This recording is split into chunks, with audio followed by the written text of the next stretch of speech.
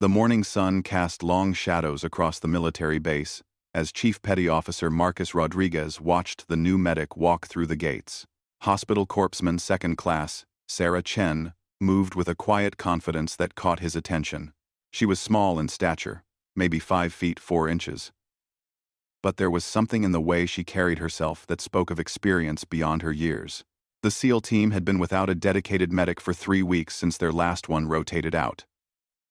They needed someone reliable, someone who could handle the pressure of their high-stakes missions. Rodriguez had seen dozens of medics come and go over his 15-year career. Most were capable, but few truly understood what it meant to work with elite special operations forces. As Sarah approached the briefing room, several team members looked up from their equipment checks.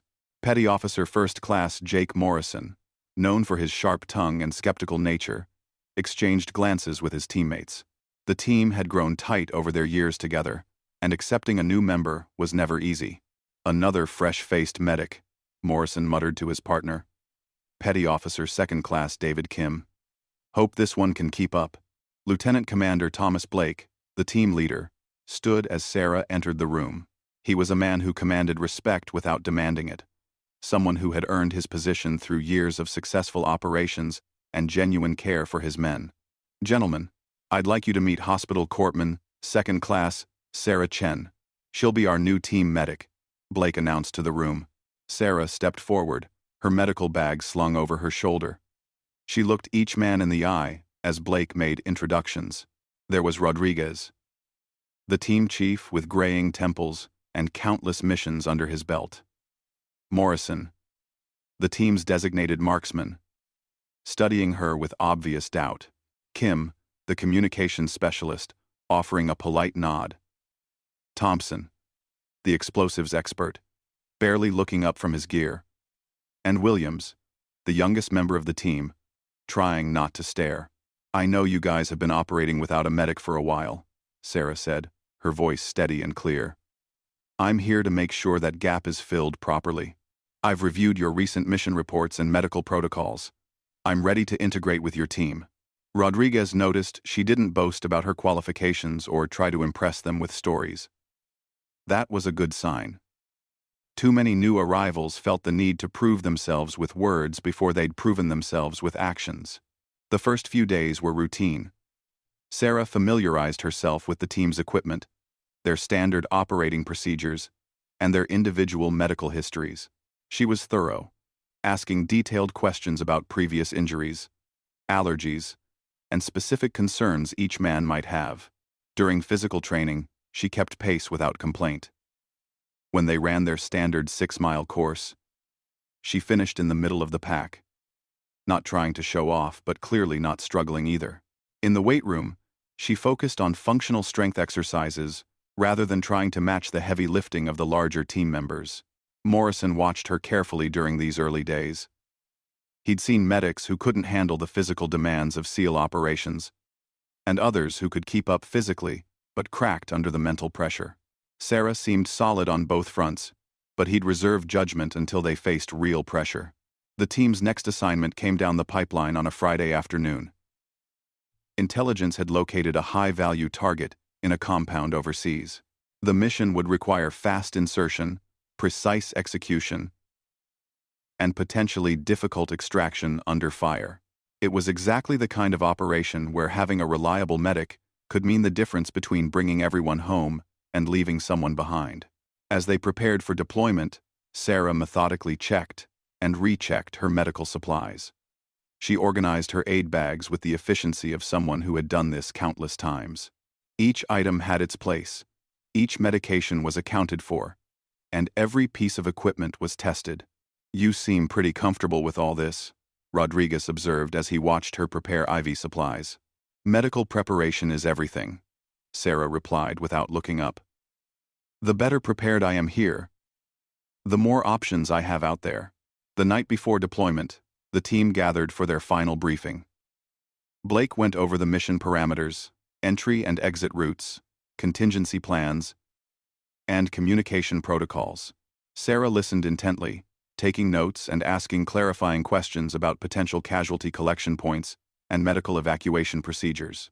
Any other questions? Blake asked as he concluded the briefing.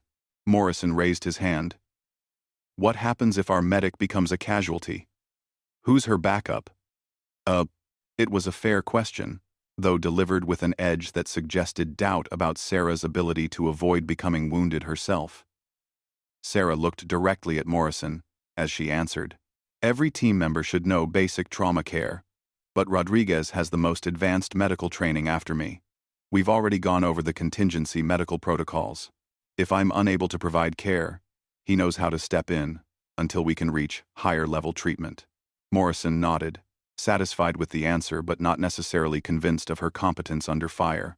The next morning, they boarded their transport aircraft as the sun broke the horizon. Sarah sat quietly during the flight, reviewing medical procedures in her head and occasionally checking her equipment. She'd made this flight before, to places she couldn't discuss, for reasons that remained classified. As they approached their destination, the team began their final preparations. Weapons were checked one last time, communications equipment tested, and everyone ran through their individual responsibilities.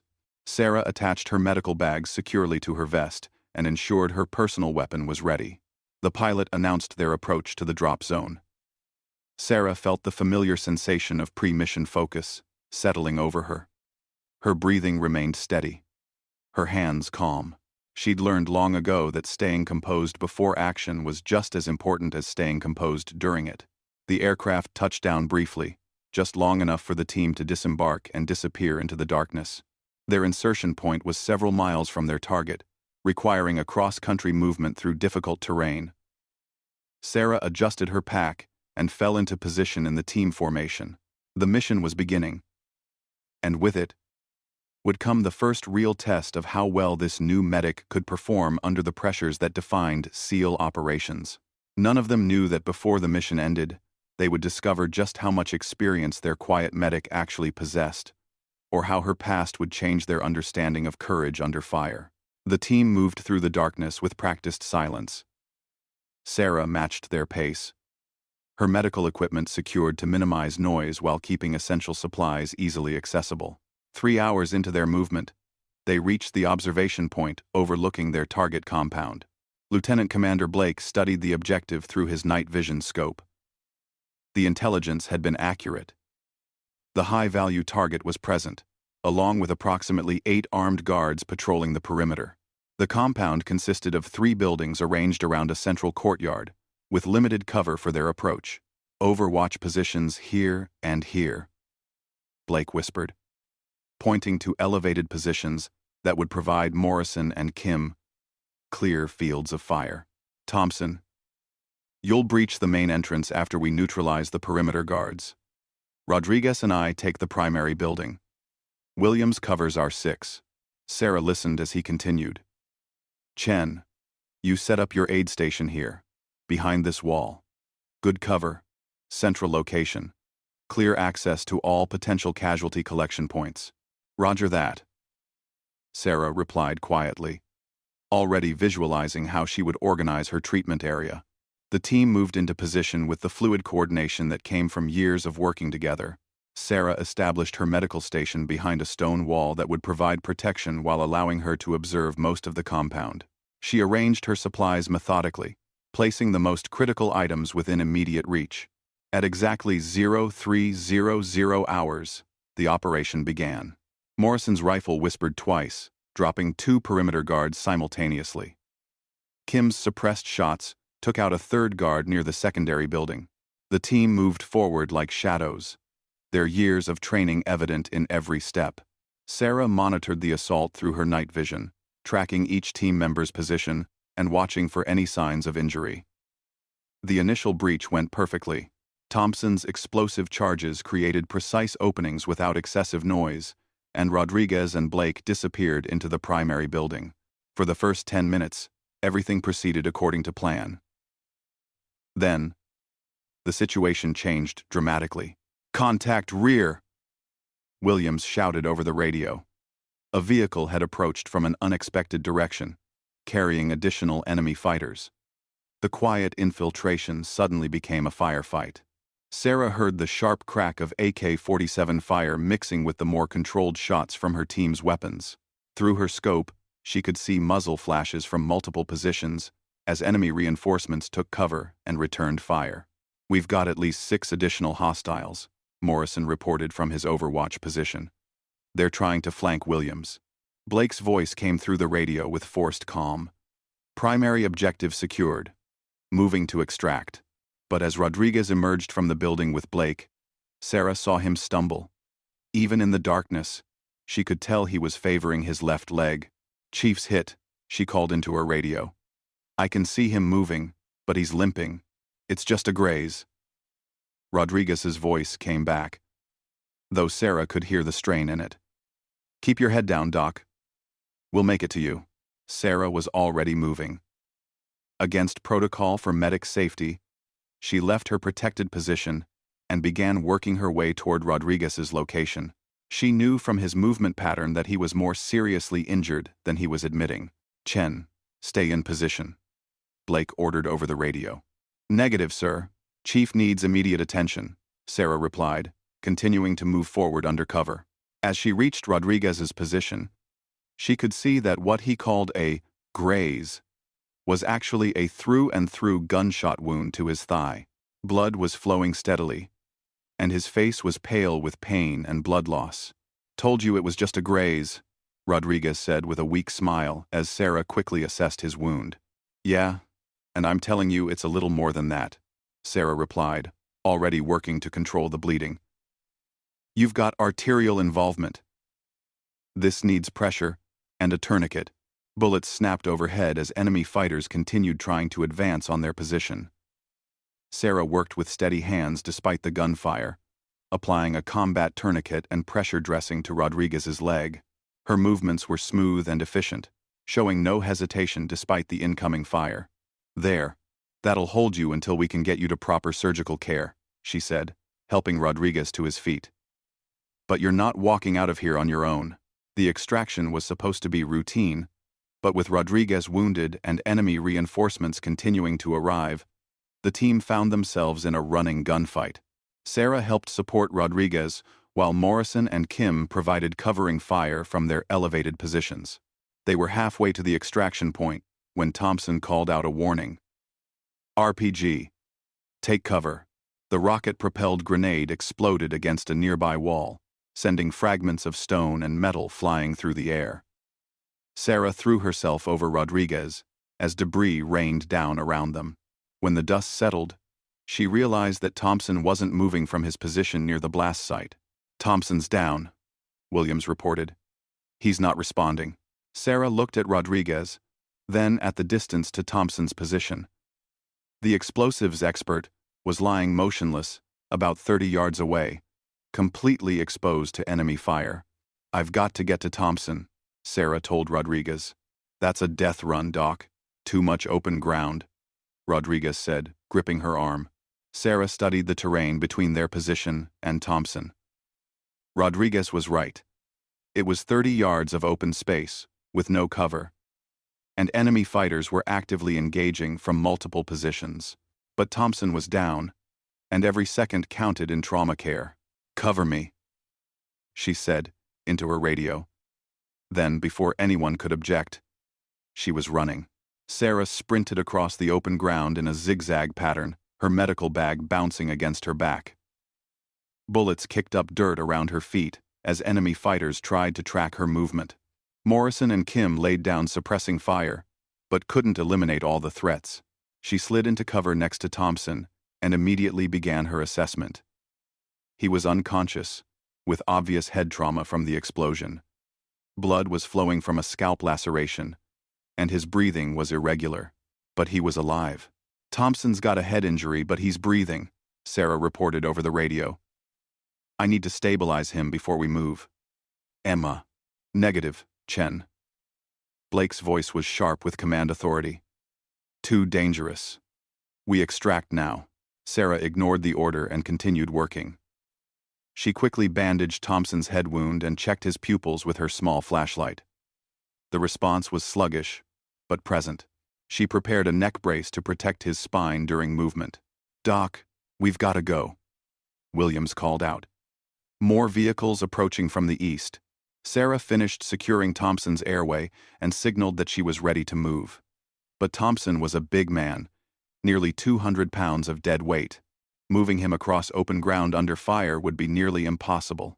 That's when Rodriguez appeared beside her, having made his own dangerous run across the open space despite his leg wound. Couldn't let you have all the fun, he said through gritted teeth. Together, they lifted Thompson and began the dangerous journey back to cover. Rodriguez hobbled on his wounded leg, while Sarah supported most of Thompson's weight. Gunfire erupted around them as enemy fighters realized what they were attempting. Morrison's rifle cracked repeatedly from his overwatch position, his precise shots forcing enemy fighters to keep their heads down. Kim's covering fire added to the suppression. But bullets were still finding their way uncomfortably close to the three exposed Americans. They made it halfway before Rodriguez stumbled and nearly fell. The stress on his wounded leg was too much. Sarah found herself supporting both men, struggling to keep them moving toward safety. Almost there, she called out, though she wasn't sure any of them would make it. That's when the helicopter appeared overhead. Their extraction bird had arrived early, drawn by the heavy gunfire. The door gunner opened up with his machine gun, laying down devastating fire on enemy positions. With the immediate pressure relieved, Sarah and Rodriguez managed to get Thompson to cover. Williams and Blake reached them seconds later, and together the team began moving toward the landing zone. The helicopter touched down in a cloud of dust and debris. Sarah helped load Thompson into the aircraft, while Rodriguez climbed in under his own power. As the helicopter lifted off, she finally allowed herself a moment to check on her own condition. She was covered in dirt and blood, though none of the blood appeared to be her own.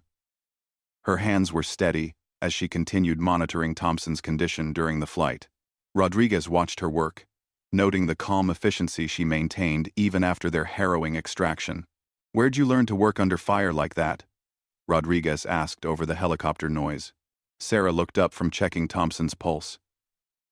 But Rodriguez could see there was more to her story than she was revealing. Her actions under fire had shown a level of experience that went beyond standard medical training. She'd made decisions and taken risks that spoke of someone who had been tested in combat before.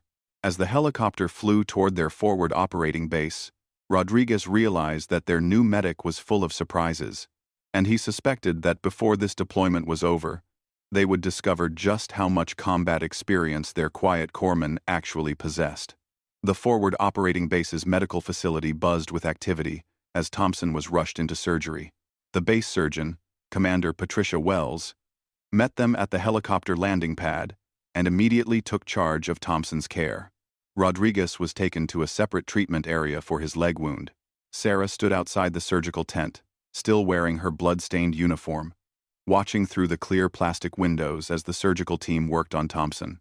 Her face showed the exhaustion that came after an adrenaline-filled mission, but her posture remained straight and alert. Lieutenant Commander Blake approached her, carrying 2 cups of coffee. "Thompson's going to be fine." "2?" he said, offering her one of the cups. "Commander Wells says the head injury looks worse than it is. No skull fracture, just a severe concussion." Sarah accepted the coffee gratefully. "That's good news. Head injuries can be tricky to assess in the field." Blake studied her face in the harsh fluorescent lights outside the medical facility. "You took some serious risks out there, Chen.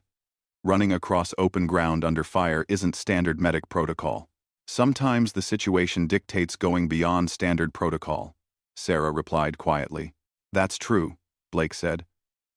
"But the way you handled yourself under fire, the decisions you made, that wasn't beginner's luck or standard Navy medical training. You've been in situations like that before." Sarah sipped her coffee and didn't respond immediately. Blake waited, giving her time to decide how much she wanted to share. "We all have histories, sir," she finally said. Blake nodded. "Yes, we do. But some histories are more relevant to current operations than others. Rodriguez asked me to pull your service record. There are some interesting gaps in your file." Sarah tensed slightly. She'd known this conversation would come eventually. The mission had gone too well for her actions to go unnoticed or unquestioned. "What kind of gaps?" she asked, though she already knew what he'd found. 18-month deployment that's listed simply as classified assignment with Joint Special Operations Forces. No details, no unit designation, no mission descriptions, just a notation that you received a Navy Cross and a Purple Heart during that period. The Navy Cross was the second highest decoration for valor that could be awarded to Navy and Marine Corps personnel. It was not given lightly, and it was almost never given to medical personnel unless they had performed extraordinary acts of heroism under fire. Sarah stared into her coffee cup. "Some assignments don't make it into the regular service record system. Chen, I need to know who I'm working with," Blake said, his voice taking on the tone of command. "My men's lives depend on understanding the capabilities and background of every team member. If you've got special operations experience that's relevant to what we do, I need to know about it." Sarah was quiet for a long moment. Around them, the base continued its nighttime operations. Vehicles moved supplies, guard posts were relieved, and aircraft took off and landed. The war continued its relentless pace. "Afghanistan, 2018 to 2020, she finally said. "I was attached to a Marine Special Operations team as their medical specialist. We ran direct action missions against high-value targets. Just like tonight." Blake waited for her to continue. "Our team was compromised during a raid on a Taliban compound," Sarah continued, her voice steady but distant. "We were supposed to be extracting a captured American contractor. Instead, we walked into an ambush. 12 Marines went into that compound. Only 6 of us came out." She paused, remembering details she'd tried to forget. "Our team medic was one of the first casualties. Took a sniper round to the chest in the initial contact. I was cross-trained in advanced medical procedures, so I became the team medic by default. We were pinned down for 14 hours before reinforcements could reach us." Blake listened without interrupting. He could see the weight of those memories in her expression. "During those 14 hours, I treated 9 separate casualties. Gunshot wounds, shrapnel injuries, burns from an IED explosion. 2 Marines died, despite everything I did for them. 4 others survived, because I was able to keep them alive long enough for evacuation." Sarah looked directly at Blake. "The Navy Cross was for treating casualties under fire while simultaneously returning fire against enemy forces. The Purple Heart was for the shrapnel wounds I took when an RPG exploded near my aid station." Blake began to understand why Sarah had seemed so comfortable during their recent firefight. She'd been tested under the worst possible circumstances and had proven herself capable of extraordinary performance under pressure. "Why didn't you mention this background when you joined the team?" Blake asked. "Because I've learned that some people hear about special operations experience and expect you to be superhuman. Others hear about it and think you're going to take unnecessary risks or try to be a hero. I wanted to be judged on what I could do for this team, not on what I'd done before." Rodriguez appeared from the medical facility, walking with a slight limp but moving under his own power. His leg wound had been properly cleaned and sutured, and he'd been given pain medication. "How's Thompson?" Rodriguez asked as he joined them. "Going to be fine," Blake replied. Rodriguez nodded, then looked at Sarah. "I've been thinking about tonight. The way you moved under fire, the way you handled multiple casualties. I've worked with a lot of medics over the years, but I've never seen anyone work that efficiently under pressure." Sarah started to deflect the compliment, but Blake interrupted her. "Chen was just telling me about her deployment with Marine Special Operations. Apparently, our medic has some experience we weren't aware of." Rodriguez raised his eyebrows. "Marine SOF? That explains a lot." Word of Sarah's background began to spread through the team over the following days. Morrison, who had been the most skeptical of her abilities, found himself reassessing his opinion. The woman who had risked her life to save Thompson and had treated Rodriguez under fire was clearly not the inexperienced medic he'd assumed her to be. Thompson, once he was released from medical observation, sought out Sarah to thank her personally. Rodriguez told me what you did, Thompson said. Running across open ground under fire to get to me. That was either incredibly brave or incredibly stupid. Sarah smiled. Sometimes those are the same thing. Maybe, Thompson said. But I'm alive because you were willing to take that risk. That means something. A week later, the team was preparing for another mission when Morrison approached Sarah during equipment preparation. I owe you an apology, Morrison said without preamble. I judged you before I knew anything about you. That was wrong. Sarah looked up from organizing her medical supplies. You were protecting your team. That's not wrong. Maybe. But I made assumptions based on appearance rather than capability. I won't make that mistake again. Sarah nodded. We all make assumptions. The important thing is being willing to change them when we learn new information. As the team prepared for their next mission, Sarah noticed a change in how they interacted with her. There was a new level of respect in their voices, a deeper trust in her judgment. They no longer saw her as the new medic they had to protect and accommodate. Instead, they saw her as an experienced operator who happened to be a medic. Lieutenant Commander Blake pulled her aside before their next briefing. I want you to know that your actions on the last mission were exceptional, Blake said. You saved Thompson's life and probably saved Rodriguez from losing his leg. But more than that, you showed the kind of courage under fire that defines what we do. Sarah appreciated the recognition, but she also understood something important about her new team. Thank you, sir. But I also learned something about this team. When I ran across that open ground to reach Thompson, I knew I could do it, because I trusted Morrison and Kim to provide covering fire. When Rodriguez helped me carry Thompson to safety despite his own wounds, I knew this was a team that doesn't leave people behind. Blake smiled. That's exactly right. Trust works both ways. 2. We have getting 2007s. Sarah had finally found her place with the team. Not because she'd hidden her background, but because she'd proven herself through her actions. The SEALs who had initially questioned whether their new medic could handle the pressures of special operations now knew they had someone they could count on when everything went wrong. The missions would continue, the risks would remain, and there would be other firefights and other casualties to treat. But Sarah Chen was no longer the unknown quantity on the team.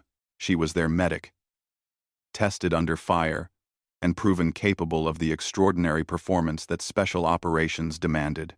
Her wounds from Afghanistan had healed, but the experience had made her stronger. Her composed demeanor under pressure wasn't just training. It was the result of being tested in the crucible of combat, and emerging as someone her teammates could trust with their lives. The SEALs had stopped questioning their medic's capabilities. Instead, they focused on the missions ahead. Confident that whatever challenges they faced, they had someone who would risk everything to bring them home alive.